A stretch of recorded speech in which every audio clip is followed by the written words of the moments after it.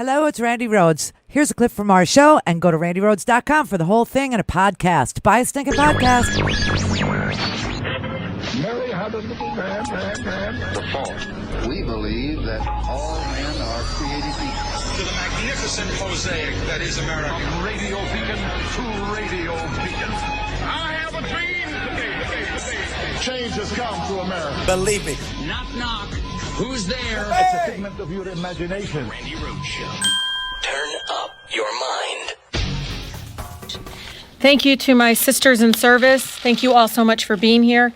As we all know, the recent tweets and words from the president are simply a continuation of his racist and xenophobic playbook. We cannot allow these hateful actions by the president to distract us from the critical work to hold this administration accountable to the inhumane conditions at the border that is separating children from their loved ones and caging them up in illegal, horrific conditions. I represent the third poorest congressional district in this country, one that is made up of working people who have been targeted by this administration, and their actions and words are hurting them today. I was elected to fight for them, fight for the 13th congressional district. They sent me here to Congress to fight back against the corporate assault and the corruption in our country. This means supporting an impeachment inquiry of this president and his actions by the administration and his appointees. Sadly, this is not the first, nor will it be the last time we hear disgusting, bigoted language from the president. We know this is who he is, and we know that he and his administration are constantly engaged in actions that harm residents and American people in our country. Many members of Congress have called for his impeachment because of his utter disregard and disrespect of the United States Constitution. And despite this and other many attempts to distract us, I remain focused. We remain focused on holding him accountable to the laws of this land and accountable to the American people. I urge House leadership, many of my colleagues, to take action to impeach this lawless president today. And now we'll take 2 or 3 questions. Mary? Thank you very much. The president today said that many people agree with him and support these comments. I'm wondering if you can speak directly to those supporters of the president and explain why these comments are so harmful and hurtful. And on a personal note, if you can discuss the consequences and impacts a bit of these comments. Have you had to up your security? Are you receiving increased threats?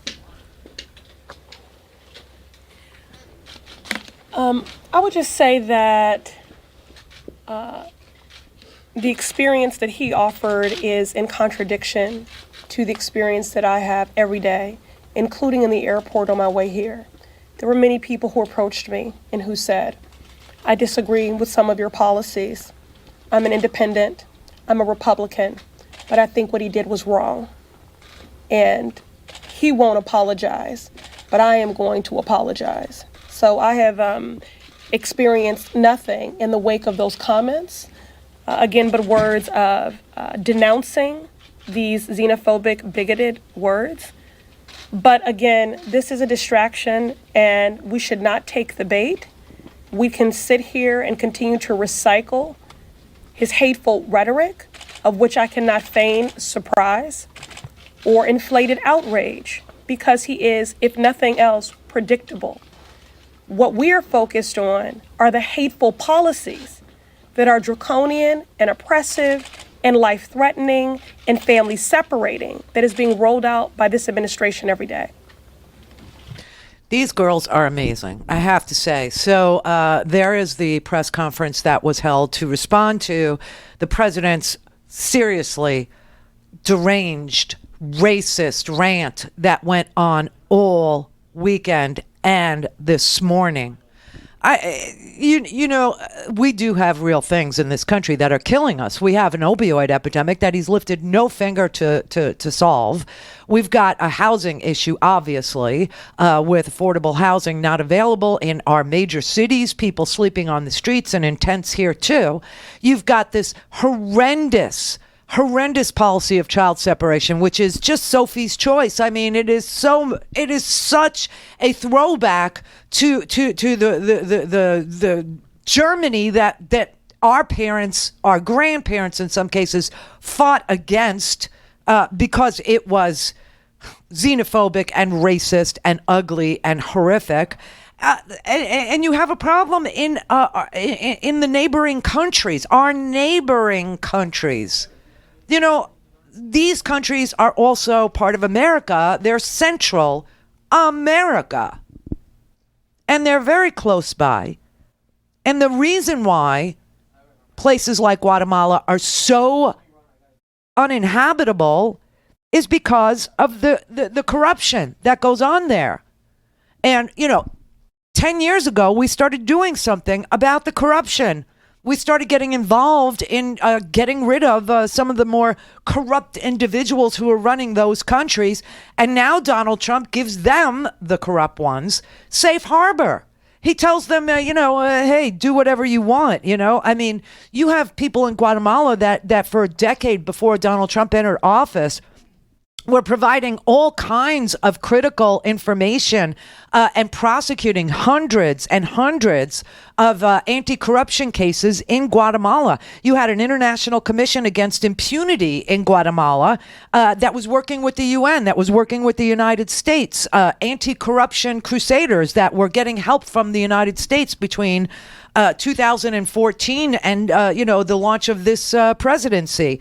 They had, cleared out a lot of the corrupt individuals in high office. 250 high-ranking Guatemalan officials had gone to jail, and now you get Donald Trump, and he actually, enjoys watching the kickbacks and the payoffs and the sweetheart deals for the well-connected, and doesn't care to help fight the corruption in those countries, and that's why we have so much immigration. I mean, obviously, there's a reason why people are not staying in their countries that neighbor us. Obviously, there's a reason why. And most of the people that are coming here from Guatemala. And the reason is because you have political appointees of the Trump administration siding with the Guatemalan corporate and political figures who argued that the anti-corruption commission that was set up under Obama and under the UN was invading the Guatemalan sovereignty, right? They're making money. They're making money. And so one of the women who was leading this this anti-corruption effort, her name was Miss Aldana. It's in the Washington Post today. It's also in the homework if you want to read about this, because this would explain what the core problem is. Anyway, Miss Aldana was responsible for being an anti-corruption crusader in Guatemala, and all of a sudden you get Trump, and now she has had her life threatened, and she's asking for asylum in the United States because she's in danger of being murdered. This was somebody that was cooperating with the United States for 10 years. This is somebody that put her life on the line. This is somebody, and this month, just this month, she applied for asylum in the United States.